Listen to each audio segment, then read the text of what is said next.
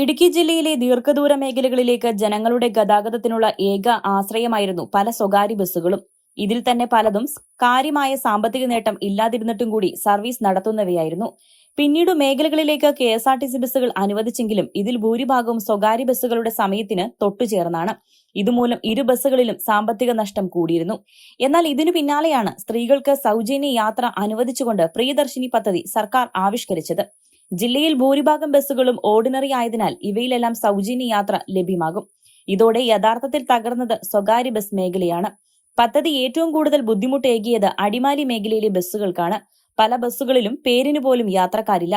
ഇതോടെയാണ് വർഷങ്ങളായി മാങ്കുളം, ആനക്കുളം ഉൾപ്പെടെയുള്ള ഉൾമേഖലകളിലേക്ക് സർവീസ് നടത്തിയിരുന്ന ഡേ എക്സ്പ്രസ് ബസ് സർവീസ് അവസാനിപ്പിച്ചത്. കഴിഞ്ഞ 30 വർഷമായിട്ട് മാങ്കുളം, ആനക്കുളം ഭാഗത്തേക്ക് സർവീസ് നടത്തിയിരുന്ന, കോതമംഗലവുമായി ബന്ധപ്പെട്ട് സർവീസ് നടത്തിയിരുന്ന ബസ്സിന്റെ ഉടമയാണ് ഞാൻ. ഏകദേശം 1 വർഷത്തോളമായി നമ്മുടെ സർവീസ് മാങ്കുളം തൊട്ട് കോതമംഗലം വരെ ഏകദേശം ഊന്നുകൽ വരെ 96 രൂപ പോയിന്റിൽ സെയിം ടൈമിൽ വണ്ടി വന്നു. KSRTC ആണ് വന്നത്. സെയിം ടൈമിൽ രാവിലെ 6 മണിക്കാണ്, വെളുപ്പിന് 6 മണിക്കാണ് എൻ്റെ വണ്ടി എടുക്കുന്നത്. ആ സെയിം ടൈമിൽ 6 മണിക്ക് വണ്ടി കൂടെ ഓടി തുടങ്ങി. വൈകിട്ട് 6 മണിക്ക് എൻ്റെ വണ്ടി ഇവിടുന്ന് അടിമാലിയിൽ നിന്ന് മാങ്കുളത്തേക്ക് പോകുന്നു. അത് 5:50, 5:55 KSRTC ഓടുന്നു. എന്നിട്ടും ഞാൻ ഇത് മുന്നോട്ട് പോയിക്കൊണ്ടിരിക്കുകയായിരുന്നു.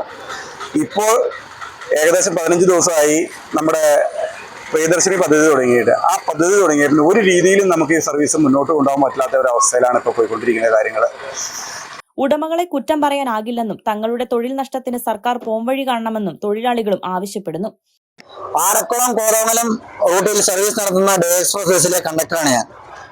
ഇന്ന് നഷ്ടങ്ങളിലേക്ക് കൂപ്പുകുത്തുന്ന ആ ബസ് പ്രസ്ഥാനം ഇന്ന് കട്ടപ്പുറത്തേക്ക് കയറ്റിയിട്ടിരിക്കുകയാണ്. ഇതുമൂലം ഞങ്ങളുടെ 4 തൊഴിലാളികളുടെ തൊഴിലാണ് ഇവിടെ നഷ്ടമായിക്കൊണ്ടിരുന്നത്. നഷ്ടത്തിലേക്ക് ഓരോ ദിവസവും കൂപ്പുകുത്തുന്ന മുതലാളിമാരെ തെറ്റു പറയാൻ ഞങ്ങൾ തയ്യാറല്ല. ഈ പ്രിയദർശിനിയുടെ വരവും അതുപോലെ തന്നെ KSRTCയുടെ വരവും മൂലം ഓരോ ദിവസവും ഇത് നഷ്ടത്തിലേക്ക് തന്നെയാണ് പോയിക്കൊണ്ടിരിക്കുന്നത്. ഇതിനൊരു പരിഹാരം കാണേണ്ടത് നമ്മുടെ ബഹുമാനപ്പെട്ട ഗതാഗത മന്ത്രിയും ബഹുമാനപ്പെട്ട മുഖ്യമന്ത്രിയുമാണ് ഇതിനൊരു പരിഹാരം കാണേണ്ടത്. ഇതിന് എത്രയും പെട്ടെന്ന് ഒരു പരിഹാരം കണ്ട് ഞങ്ങളെ പോലെയുള്ള ജീവനക്കാർക്ക് ഒരു ശാശ്വത പരിഹാരം കണ്ടെത്തണമെന്നാണ് ഒരു തൊഴിലാളിയുടെ ഭാഗത്തുനിന്ന് എനിക്ക് പറയാനുള്ളത്.